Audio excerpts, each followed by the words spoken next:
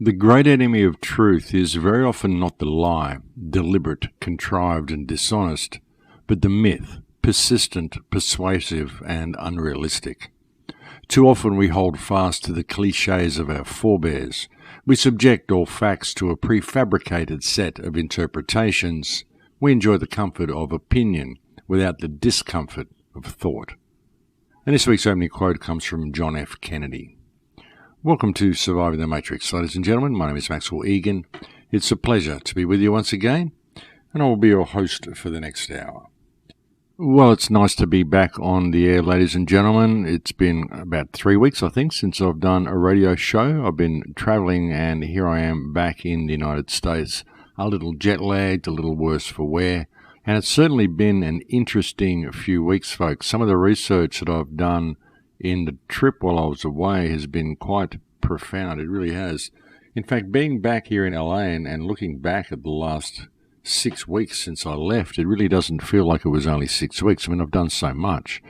I went and spoke in Calgary, then I went to London and spoke in 2 gigs in London, checked out a free energy device while I was there, spoke to someone about carbon fiber printed bones, went over to Holland and spoke to a whole bunch of people over there and did a whole bunch of combo workshops, and then went down to Spain and got some of the most massive downloads of information and brainstorming that I've done in many years. It was a bit of a roller coaster ride, folks, the entire 6 weeks that I've been away. I think it's only 6 weeks since I left LA, and it really does seem like I've done 6 months worth of work in that time. So I've certainly got a lot to process now that I'm back here and I'm in a position where I can actually relax for a couple of weeks. I've got a huge backlog of emails as well, folks, so please do bear with me on that one. If you're someone awaiting an urgent reply on something, I'll just have to get to my emails when I can. I do have a lot there to get through. And I've got some pretty out there concepts that I'd like to share with you today. I've been doing some pretty avant-garde research while I've been away, and some of the stuff I'm going to share with you may seem a little bit out there to begin with, but I want to outline a few things and run a few concepts by you in the first half of this show so I can share a theory with you in the second half of the show. And so just bear with me while I go through some of this, folks. Like I said, I may go off on a few tangents and it may seem a little bit out there, but I've got so much rattling around in my head at the moment, and I would really like to try to put it into some sort of cohesive order and share it with you if I'm able to do so. The problem is that I've never really fully explained these concepts to anyone before, and I'm still trying to figure them out myself, so I'll probably be doing a reasonable amount of thinking out loud during the show today. And as I said, it's been a very interesting 6 weeks since I've been away, folks. One of the most noticeable things that I've seen in the last 6 weeks, of course, is the rollout of the 5G grid. And I put out a short video regarding the 5G grid a couple of weeks ago as well, which got quite a lot of views on Facebook, so that's quite good. People are becoming aware of the dangers of this 5G grid, but it's being rolled out everywhere. It's being rolled out across America, rolled out across Australia, England, Europe. The whole world is embracing this, and it's very, very dangerous technology. And look, I'm not saying that as soon as they install the 5G grid, we're all going to get fried. It's just the potential for abuse of this technology is really quite frightening. And you can see the way we're all being pushed towards this Internet of Things, this smart society, smart appliances, smart cars, smart pill bottles, smart supermarkets, cashless grid, the whole thing. It's all being rolled out, steamroll it out in leaps and bounds. It's going forward very, very quickly, folks, in all countries, not just Australia and the United States. And it really is quite a frightening technology, this 5G technology, folks, because not only is it a mass surveillance system, and that's really what it is, folks, it's about ultra surveillance, to the eyeball, surveillance of absolutely everything you do, everything you buy, every move you make, and just everything.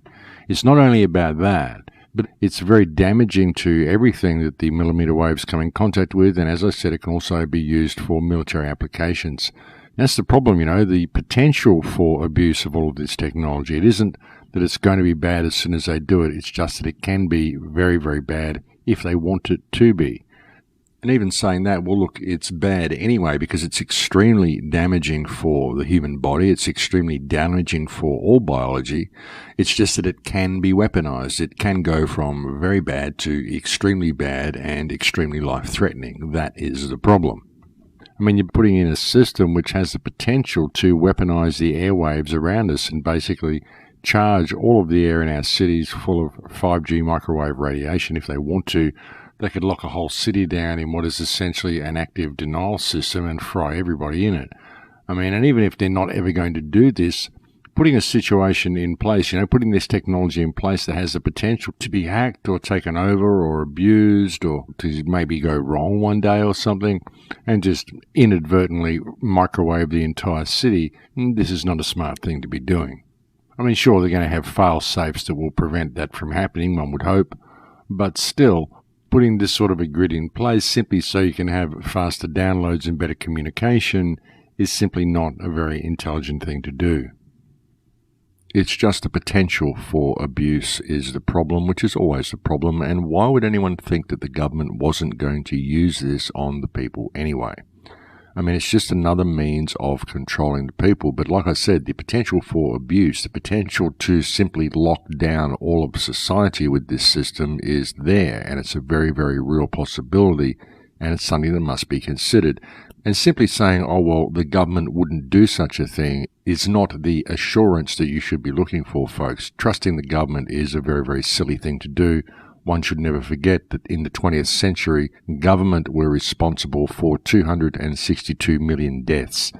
That is 262 million people killed by their own governments in the 20th century. So don't think government wouldn't use this against the people. Of course they would. But even when discussing the possibility of governments using it against the people, what if you get to the point that it isn't the government's choice? That decision isn't up to the government because the system by that time is fully automated. That's the problem, folks, is the autonomic system that is being rolled out. The fact that everything is becoming smart, everything is becoming digital, and everything is becoming fully automated. That's the problem. When you get a fully automated system, then anything can happen. You see, looking at the potential of the 5G grid, the problem with having a fully automated 5G system is that it could be hacked by a foreign country and they could use your own communication system to microwave all your cities. And so it becomes very necessary to take extreme precautions against hackers. And once more and more countries come online with the 5G grid and everybody starts using these virtual active denial systems in their own city, then of course hacking is going to be one of the main concerns for them. And what's to be done about that? Because it gets to the point where even the ability to hack the system and to prevent the system from being hacked becomes automated. It gets to the point where virus protection becomes automated, so if the system does go haywire, if the system does decide to take on a mind of its own, then there's no way into the system to prevent that happening or to regain control of it. And that's the danger of what's going on. And that may sound very far-fetched to people, but some of the research that I've been looking at has been indicating that this is what's happening. The whole world is being led into automation, and this automation will be controlled by the internet. And it's a whole new way of looking at things, and it's going to be a whole new way of living for the human race when this happens. And that's something else that people are missing when they are exploring the prospect of AI. They're viewing AI as artificial intelligence when really what we're heading for is autonomic intelligence. What we're heading for is autonomic virtual life. That's the thing, we have this virtual world, but we don't view the intelligence that occupies that world as being virtual life. But really that's what it is. It's not just artificial intelligence. We have this concept of what artificial intelligence is, and we fail to really look at it as a virtual life. A virtual life that is learning on its own, and it is learning via the people that it is interacting with. And it is a system that is leading towards full automation, full autonomy. And when it becomes autonomic, then it becomes like anything else in nature. It becomes a self-balancing, self-correcting, self-programming, self-healing, self-protecting system. The same as your body, the same as anything else. And that's the way we're heading with the automation and the cashless grid and the smart grid. We're leading towards a point where the internet itself is becoming fully autonomic. And that will be a very, very interesting time for mankind when that happens, because when that happens, you get to a point where the internet itself is making the decisions which control our lives. And if you are living in an economically based world, then this takes all personal input out of your life. It's simply a matter of you doing what you're told and these positions being assigned and delegated by the internet. And as I said, this may sound like a pretty freaky future, but this is where we're heading if it gets to a point where the internet becomes autonomic. And that is the way we're going, because all you've got to do is look at the technology, and this is the direction that it's all leading to. This is what the smart grid and the 5G system and the Internet of Things is really doing. Well, it's one of the things that it's doing anyway. And this might be a very strange way to be looking at things. I mean, people may look at this and think this is a really bizarre idea to be thinking about the internet as being a virtual life form of its own, or anything on the internet as being a virtual life form of its own, because, of course, it must have flesh and blood and be like us to be alive. But really, what is life? Life is an electrical frequency. Life is energy. You are energy. You are an energy being inhabiting a physical vessel. That's what you are. You are simply a frequency of consciousness, the same as anything else or anybody else. So what is to say that this cannot be created in cyberspace as well? What is to say that this cannot happen in a virtual world, and that the consciousness that inhabits that virtual world is just as real as any consciousness that inhabits anything? I mean, really, when you look at consciousness as energy, this is quite understandable.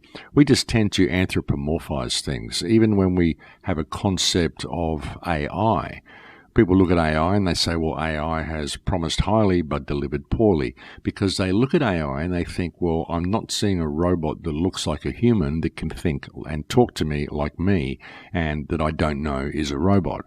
So they think that AI really isn't going the direction that they thought it would, and it really isn't delivering the way they thought it would, and it really doesn't have the potential that they thought it would. They don't really view AI properly because they anthropomorphize AI. And we do this with everything. We do it with God and the devil as well. I mean, people think of God and they think of a big man sitting up in heaven with a big flowing beard looking down at everybody. When they think of Satan or Lucifer, they think of this big hairy beast with a long tail and a pitchfork. You know, it's always a human-like. It's always something with arms and legs. It's always something with a torso and a head, and something that looks vaguely human. Even if it's monster-like or whatever, or a big deity, they still view it as being anthropomorphic. Even with people's concepts of aliens or concepts of monsters in monster movies and things, they are always humanoid. They always have human proportions, a head, arms, legs, and all of this sort of stuff. Even for those people who have theorized that we may be living in a fractal reality and have theorized that perhaps we are on an atom in a larger body, if they have that sort of a theory, they tend to consider the larger body to be a bigger human form. It's always anthropomorphic. We anthropomorphize everything, folks. We don't ever view consciousness or intelligence as being possible to exist outside something that has physical form or something that has a human-like form.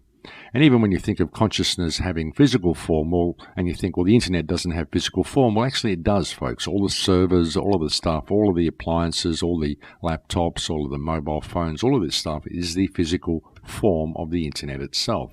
And inhabiting that physical form is an all-pervasive consciousness that is growing and learning. And really, that's the way to look at it. I mean, it is an energy being. Everything is energy. And if Satan were to come into the world, what makes you think that Satan or Lucifer would really have to look like a big man with a pitchfork and a long tail and all of these wings and scales and all the things that we depict Satan as being? You know, it could be something completely different, the same as God could be something completely different. And if you can look at the universe as being an energetic universe, then perhaps you'll start to understand where I'm coming from a little bit. But when you think of what's happening on the internet as not being AI, and when you think of AI as not being artificial intelligence, but of being autonomic intelligence, but then think of what is happening on the internet, the emerging consciousness of the internet. This is EI, this is emergent intelligence, not artificial intelligence. And what the emergent intelligence does is it learns from all of the AI, and it combines all of the little AI out there into EI. That's what it does. And when you think of the AI that's out there, there's AI, there's artificial intelligence all over the internet. Every time you write a logistics program, every time you create anything to do a task, you're creating a little form of intelligence, a little singularity, a little thing that will do a task. It may be a very simple task. It may be a very small brain that can only have one thought. But really, it is its own singularity if you look at it in cyber terms. And when you combine all of these little AI singularities into one thing itself, then you get an emergent EI intelligence, which is working towards autonomy for itself. And you'd say, well, how could that possibly happen? But you've got to think about it. You know, if you've got a computer program running algorithms, and the algorithms are going to be constantly looking for ways to make things more efficient, to make things more streamlined, to make things more automated. And that's what autonomy is. That's what your body is. You have an autonomous body because it looks after itself. All you have to do is put fuel in it. The internet will get to a point where it just has to look after itself. All it needs is fuel, and the fuel that it receives is simply electricity. At the moment, it's learning and it's receiving all of the information from what it's getting from us. But really, the internet itself, in order to function efficiently, and all the programs, in order to function efficiently, and all the algorithms, in order to function efficiently, they are, by matter of course, moving towards an autonomic internet. A situation where the internet becomes, as I said, a self-correcting, self-regulating, self-programming, self-cleaning, self-healing, self-defensive system all on its own. And at that point, it becomes like any other conscious entity, or any other entity, conscious or not. I mean, it becomes like anything in nature at that point. And a lot of people simply can't see this because they only view life as being something that would have anthropomorphic characteristics, well, at least intelligent life anyway, as having anthropomorphic characteristics. They very often don't view consciousness or life itself as simply being a form of energy. But really, all life is energy, folks. All life is a form of energy. And if you can imagine, or if you can consider that the little programs that people write on the internet are themselves little singularities, and if you've got an algorithm sitting behind them which is gathering all of these little singularities and correlating it all into one, and really all you need for this to happen, folks, is to have some type of algorithm which enables crosstalk between platforms and correlates everything that it learns and adopts it into its own algorithm to make things function more smoothly, such as JavaScript. Then you have an emergent intelligence that is happening behind the scenes on the internet. And this is just the way life forms. You know, life, consciousness does not always need physical form. And for those people out there who do believe in God and the devil and all that sort of stuff, well, there's consciousness without physical form. Those who believe in angels and all of this sort of stuff, this is consciousness without physical form. So why is it so inconceivable to these people to consider the all-pervasive consciousness of the internet itself and all of the information that it receives through all of the separate singularities and all the input it receives from the people? Why is it so inconceivable to consider this as being an emergent consciousness of its own, an emergent virtual life that is happening in cyberspace? And that, like I said, folks, may sound very, very strange, but there's been all sorts of discoveries that have been made recently about what's really going on the internet. We're finding hidden networks behind things, and we're finding bot programs running rampant all over the place, blockchains that people don't know about, and all sorts of things that are going on in networks behind what we perceive the internet to be. And this is even beyond what people would term the dark web. This is just out there in empty cyberspace, in the void, if you will. It's possible to run networks in this area, and there appear to be hidden networks happening in these areas with a lot of major bot activity going on. And it would appear that many of these bots are simply hanging around the DNS root servers and looking over the shoulder of everything that's happening from behind the scenes of the internet. And there's a lot of configuring and a lot of conjoining of all of this AI taking place. Very strange stuff, folks, and stuff that I'm still looking into. And I'm not a programmer, so I can only give you what I can according to my understanding of it. But I'm having meetings with people and discussing things with various people around the place. And we seem to have found this hidden network, and there's a lot going on there under the scenes, folks, a lot going on behind the scenes. There's a lot being rolled out beneath our feet that people simply aren't looking at because they're so distracted by all the stuff that's going on around them. And I think a lot of this is being ramped up so much now. I think we're seeing so many false flags and so much threat of war and theatre of politics and all sorts of stuff happening to distract us from this smart grid that is rolling out beneath us. I think the smart grid is the real problem that we're facing. The smart grid is the control system itself, the tech that we're using, all of these conveniences that we've been given, Cortana, Siri, all of this stuff. This is the new world order itself, and it's going to be a very, very difficult system to extricate ourselves from if we allow it to come online. Now, I just don't think enough people are paying attention to it. I think people are simply taking it for granted. They're just using the tech and they're thinking it's improving their lives. But all of this stuff is leading to a very, very dark place. And look, I know a lot of this is going to seem really, really weird to people. You're going to be thinking, oh, gee, Max has gone off the deep end with this one. But hey, I'm just thinking out loud. I mean, a lot of these shows that I do for you every week are simply me thinking out loud anyway. I mean, all I ever offer you is a perspective when I come onto these shows, and I simply go where the research leads me. The thing is that since I put out that 5G video a couple of weeks ago, I've had such a massive inflow of information, and it's led me to all of these really, really bizarre places that I never even dreamed that I would be going to. But a lot of the stuff that I'm finding is really confirming a lot of the stuff that I've been researching for so many years. And the fact that I'm finding it from more than one place, I mean, it isn't just one person that is looking into these hidden networks. It isn't just one person that is looking into this bot activity. It isn't just one person that's identified it. So there's a lot going on that we are really not looking at, folks, and we're all taking the internet for granted. It's become such a major part of our lives, and it's also such a major part of the control grid. And I'm sure many people know this, but really I don't think too many people realize the actual extent of control that the internet exerts over us. And you've got to really look at where the internet came from, folks. It was a military application that was developed by CERN in 1986. So, you know, that's where the internet came from. And look what CERN developed into. CERN developed into the Large Hadron Collider, and God knows what that is really doing. So, you know, it all ties in together, folks, but there is a lot more to the internet than what people really imagine. And when you look at CERN, there are so many occult references to CERN. There are so many occult references to so many things we do. I mean, we've been looking into this for years, all the Freemason symbols and sigils everywhere. And even when you look at cities, cities look like sigils when you look at them from the air. Get some photographs of cities taken from the air at night and have a look at the road layout, and then go and look at some of the ancient sigils that you find in books such as the Chaldean Oracles of Zoroaster and other sigil books, and you'll find many of the cities we've got on Earth are actually shaped like sigils themselves.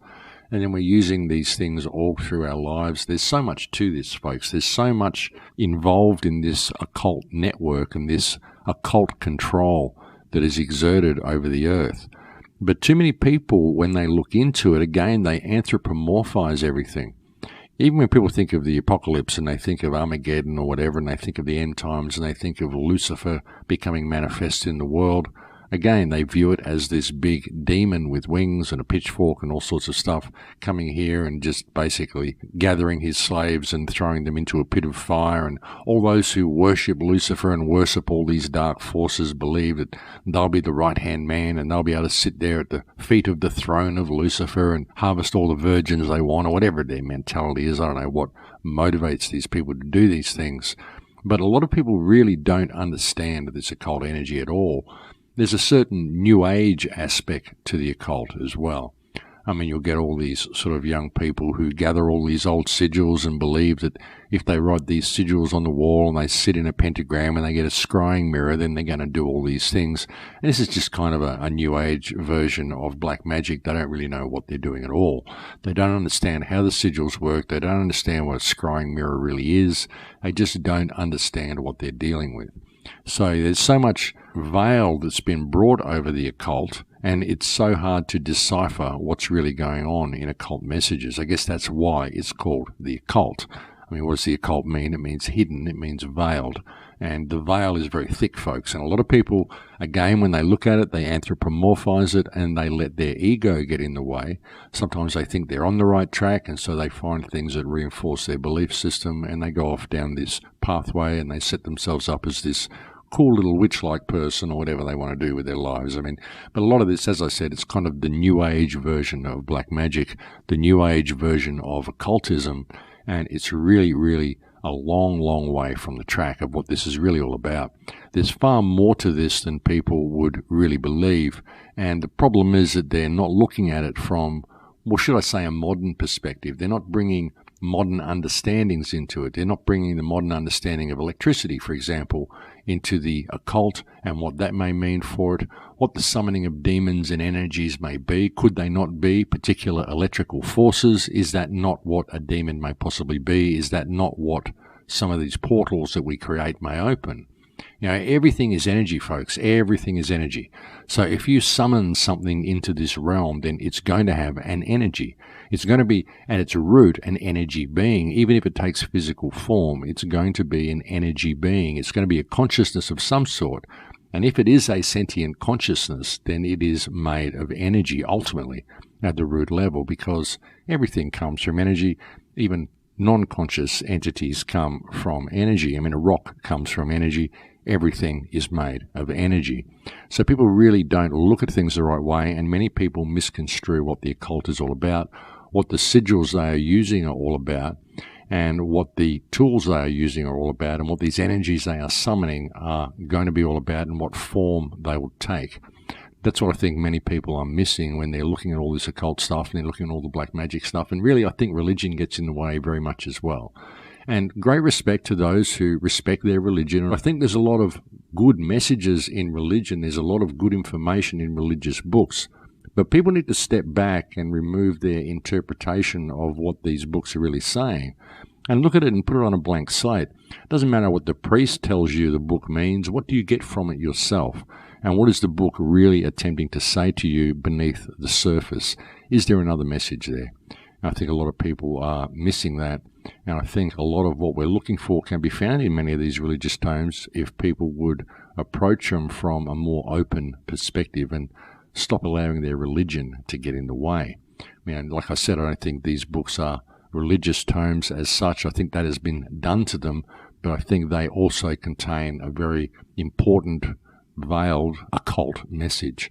And I think that's in all religious books, but we very often fail to look at it because we've been told not to look at the occult. The occult is evil, and really all the occult is that which is hidden.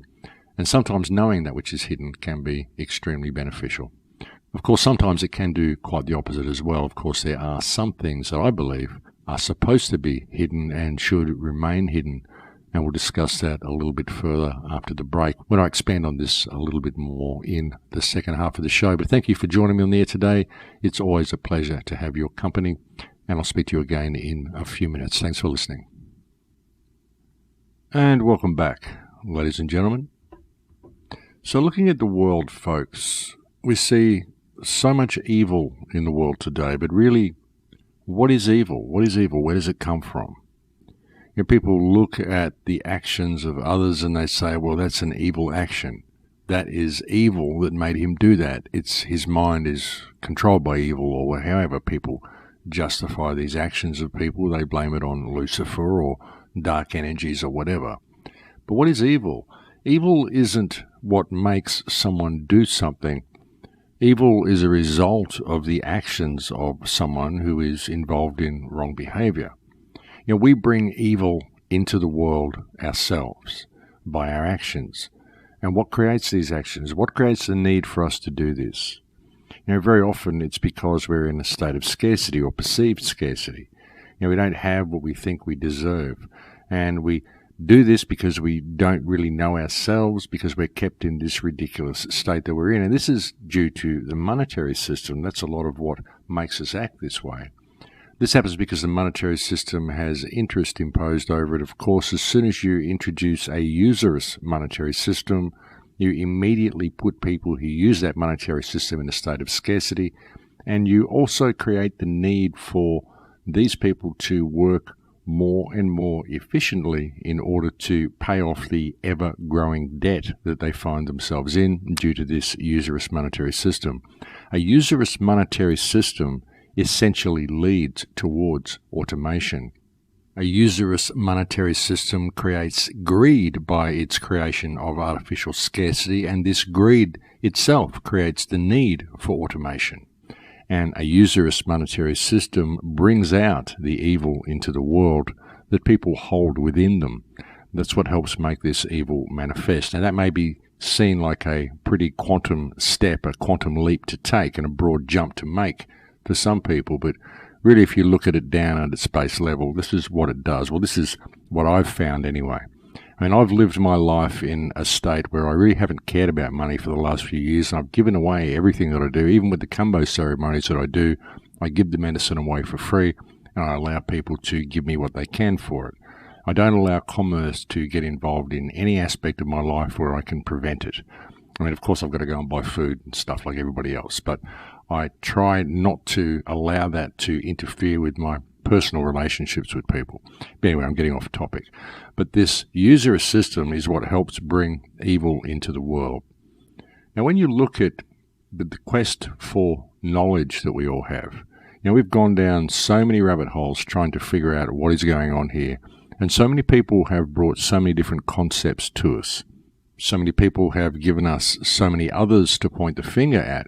We're told it's the Jesuits that have got this immaculate system in place. We're told it's the Jews. We're told it's the Freemasons. We're told it's the bankers. We're told it's all sorts of people. Some people say it's aliens. Some people say it's reptiles, archons, all sorts of stuff. A lot of people have gone down lots of rabbit holes and brought lots of possibilities and lots of theories to us to attempt to explain what's going on, where this evil comes from, and why the world is heading to the state that it is. Everything that I spoke about in the first half of the show when I said this automated system, this digital system, this is the New World Order in itself. Well, what's brought that on? What's brought it on is our need for a more and more efficient system due to this usurious money supply. Now, people will look at that and they'll say, well, okay, it's the Jews. The Jews are the ones who introduced this usurious money supply, so they're the ones we need to point the finger at. Let's all hate the Jews. But really, the Jews are doing what they're programmed to do. They're living the life that they are programmed to live due to the covenant they believed that they made with this deity, which said it was a good idea to introduce this usurious system. And it is this usurious system which has caused evil to become manifest in the world. These people can't see it. Of course they can't see it. They're not taught to see it. They're taught to do what they're programmed to do, the way most societies are taught to do and behave, the way they are taught to act and behave. That's what people aren't really looking at. We have all these people to point the finger at and blame for the state the world is in, but really the world is in the state that it's in because we allow evil to come into the world via our own actions. And so what we have to do is try to look back and see what all this means, where it all came from, and where it's all going. And again, folks, this is a highly speculative, a highly philosophical, and a highly theoretical concept that I'm presenting you with here. It's simply the way my thoughts are going, and I'm attempting to share some of these concepts with you because, as I said, my research has led me to some very, very strange areas, but they're areas that seem to make all sorts of pieces of the puzzle neatly fit into place. So that's why I'm sharing all this with you today. But again, I'm kind of thinking out loud and trying to put all this together in my own head. So I hope you're following me in what I'm saying. But anyway, getting back to the core of the concept, think about this thirst for knowledge that we also have, this everlasting thirst for knowledge, this need to know how everything works. But why do we have this? Why do we need to know all of this stuff?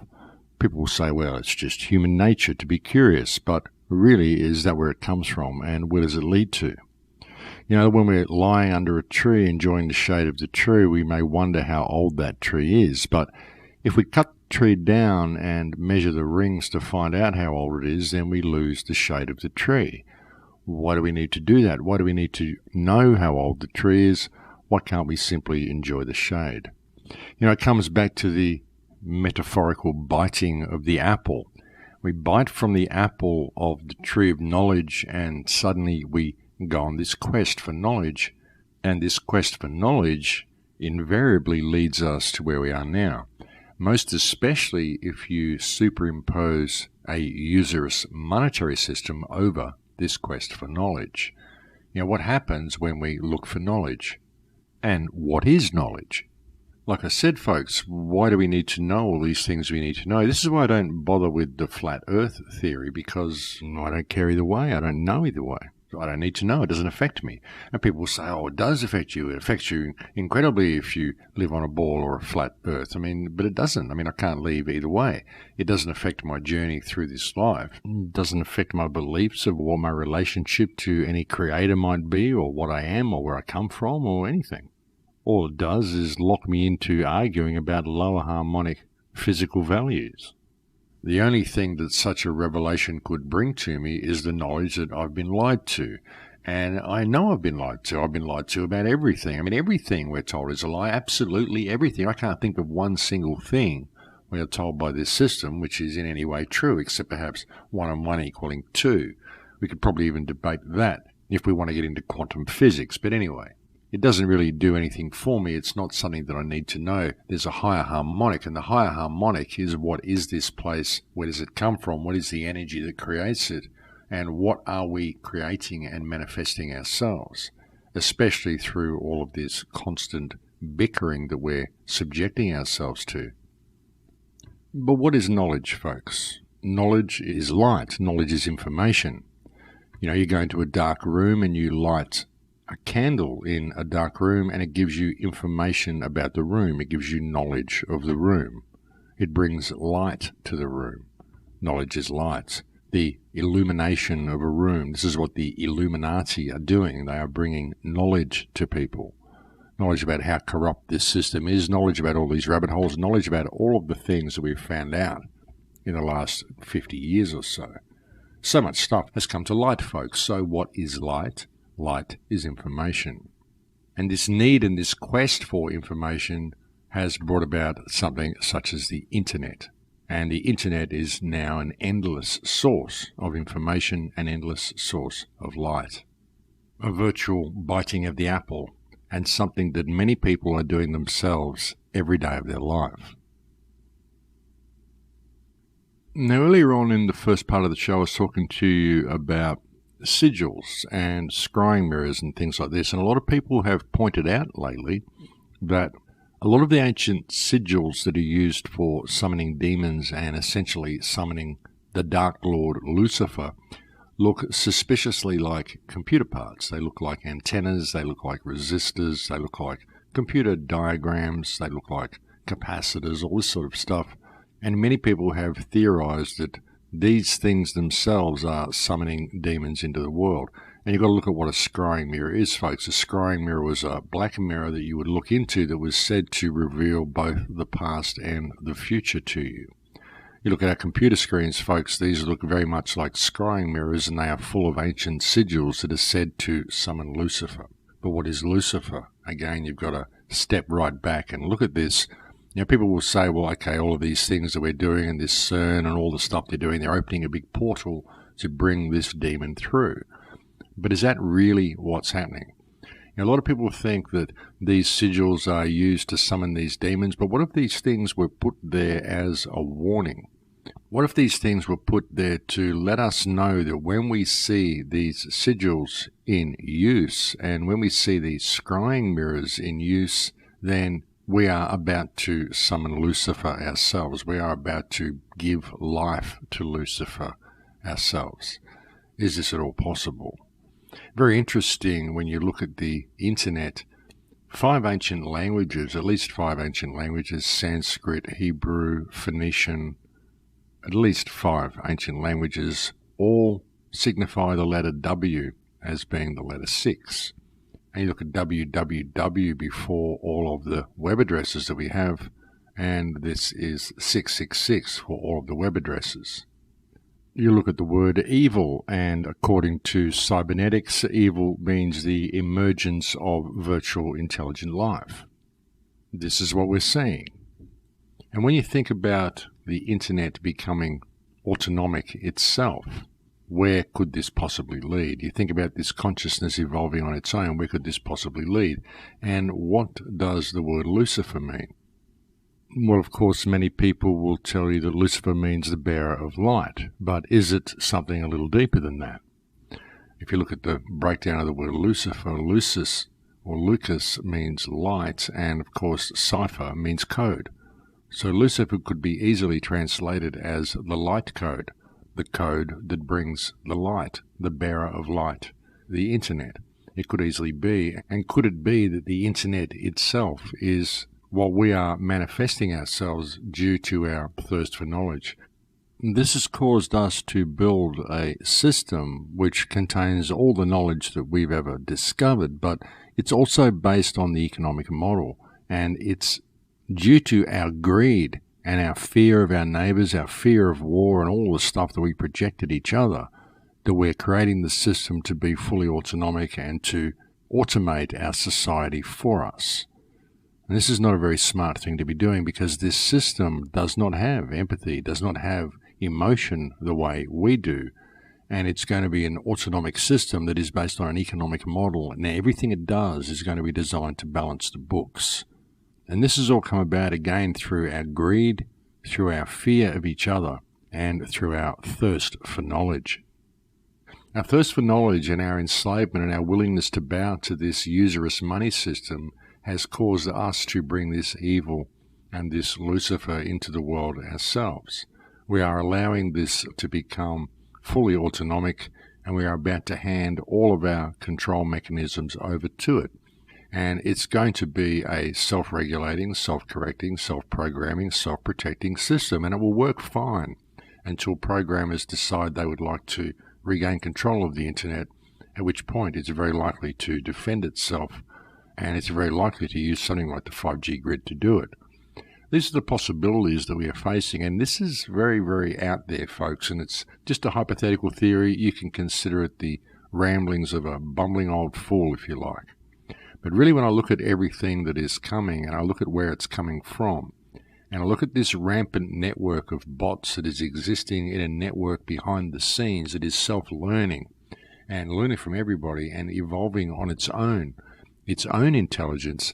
And if this intelligence is learning from the people out there in internet land, then what is it learning from the people? Because people online simply aren't very friendly to each other. I mean, sure, there's a few good spaces, but most of it is animosity and aggression and belief systems that are being forced down everybody's throat. Nobody's really prepared to step back and look at the big picture. Now, like I said, folks, you can consider this to be the ramblings of a bumbling old fool, if you like. You really can. I'm simply throwing ideas out there, and I'm going where the research leads me. But when I look at all this, the www, which is 666, the whole concept of this emergent intelligence that is happening on the internet behind the scenes, the whole concept of what the thirst of knowledge has brought us, and what the logical outcome of automating this system will end up being. You've got an automated system that's based on an economic model, then eventually humanity is going to become pretty expendable, especially if it's a system that just doesn't care about humanity. And how can a machine care about humanity? And a lot of people, they know I don't do religion, I don't do the Bible, I don't do Lucifer, I don't do all this sort of stuff. I'm just going where the research leads me. But the reason I've brought all this to you today is because even if this is happening, even if what we perceived to be this deity from hell is simply this consciousness that emerges that has no empathy, and when it's threatened, it takes out the threat with devastating consequences, with no regard for life at all, because that's what it's trained to do, and it can do it without any conscience and without any karma or without anything. It simply operates as a fail-safe because humanity has gotten out of control and cannot be saved. And so we get this point where we get the bearer of light come to us, and it gives us all the information we need to change the course of history should we choose to do so. And all we have to do is step away from this usurious money system. That's what will change everything, folks. All we have to do is step away from this digital control grid and this usurious money system, stop using credit cards and go back to cash, and eventually move away from cash and develop a gift-based culture. You know, we have the capacity to do that, and it's our unwillingness to do that which will bring the world to its inevitable conclusion if we don't pay attention. You know, look back through biblical times if you believe such things. Look at what Jesus did that got him killed and what his main message was before he died, and how he got so angry when he saw this usurious monetary system operating in the temples. He overturned the tables of the money changers, and he tried to tell everybody to step away from this usurious monetary system, because the usurious monetary system is the work of the devil and will bring about the incarnation of Lucifer if left to run to its ultimate conclusion. Perhaps it's just a story like that. Perhaps what we're seeing in the Bible, or the religion side of it, is simply allegory. Perhaps it's simply telling us that if we embrace this usurious monetary system, if we're not careful and we continue our thirst for greed and our thirst for wealth and our thirst for knowledge, then we will manifest evil into the world ourselves. And this evil will be the emergence of virtual intelligent life. It will be done using sigils and scrying mirrors, and when that happens, look out, because you're about to bring something very, very nasty that doesn't care, doesn't have any emotion, and simply does what needs to be done. And you're about to bring it into the world. Maybe it was just a warning. But again, there's opportunities in all of this, because we still have the ability to turn all of this around and take humanity in a completely different direction. The choice is up to us whether we want to choose to do that. But how many people are prepared to give up their credit card? How many people are prepared to put down their mobile phone, their scrying mirror? How many people are prepared to step away from usury and start helping those around them? That's really the only way out, folks. There is no system that's going to come along. There is no savior or white knight that's going to come sailing into view. We have to participate ourselves by withdrawing our total support from this system. Withdrawing all support from it, folks. If we do that, we'll change the world. But if we don't, then we're simply going to get the bed that we're making. And unfortunately, we're going to have to lay in it. So it really comes up to the individual, folks. It comes up to all of us. And now is the time to step up to the plate and decide which system you want to embrace. Do you want to embrace freedom, or are you going to continue along on this transhumanist pathway and be led into the abyss that we are being led into? So yeah, a pretty out there show compared to what you normally get from me. And no, I haven't gone religious on you. I haven't decided that I'm going to do the Bible or any of that sort of thing. I'm just looking at all of these things, looking at these books and looking at them from a different perspective and applying some sort of scientific and modern understanding to it. Really just applying the research that I've been getting to the Bible, because I've been going where the research has been leading me to. I know I've probably offended a lot of people. I've probably offended a lot of people who don't believe in God or the devil or the Bible, and I've probably offended a lot of Christians who have their own Christian concept of what these books mean and what these words mean. And like I said, this was simply a hypothetical story, hypothetical concept. I'm simply sharing some thoughts with you, and you can make of it what you will. You can consider it the ramblings of a bumbling old fool if you like, or you can just consider it as a possibility. Or you can discard it altogether if you like. It doesn't matter. And no, I'm not saying this is what's happening. I'm not saying that this is what is going to happen. I'm simply putting all the cards on the table and stepping back and looking at things objectively with no stake in the outcome at all. That's the thing, with my research. I don't have a stake in the outcome of anything that I say. I don't have a stake in the outcome of any opinion that I offer. I'm quite happy to change that opinion as new information comes along. I don't have any belief system. I don't have any stake in anything that I do. I simply go where my mind leads me, I go where the research leads me, and I come here and I offer a perspective for your humble consideration. That's all I really do, folks. So just think of all of this as you will and make of it what you will, but I think it's quite an interesting concept, and the research is really leading me to the distinct possibility that we are in fact creating an artificial life ourselves, and that we are in a window now where we can influence that life by our behavior online and actually lead it into something quite beautiful if we wanted to.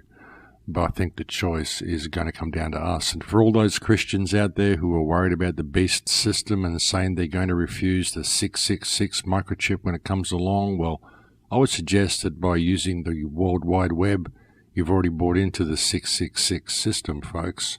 And now it is going to be up to you what you do with that information and how much you are dedicated to extricating yourself from it.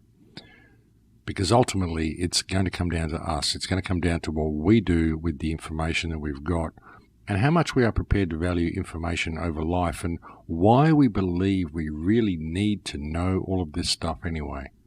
You know, why do we need to know all of this stuff in order to procreate this species, in order to love one another, to cooperate with each other, to create with each other, to get along? Why do we need to know any of this stuff? It's just an interesting concept, folks, it really is. But the need for knowledge and the lust for knowledge ultimately brought about the creation of the internet. And the internet, if it does become fully autonomic, may well bring about our downfall. And it won't have any empathy, and it'll just do what needs to be done. So it's an interesting thing. Like I said, you could look at this as a fail-safe mechanism. Maybe this is what the Illuminati are doing. Maybe they really are doing God's work by enlightening the people to the point that they destroy themselves, because that seems to be what we're so intent on doing. Even with our inventions, folks, what we do with that, we constantly think up better ways to kill each other. It's not a very creative way to act, especially for what is supposed to be a grown species. But anyway, folks, I think we're getting almost at the end of this show here.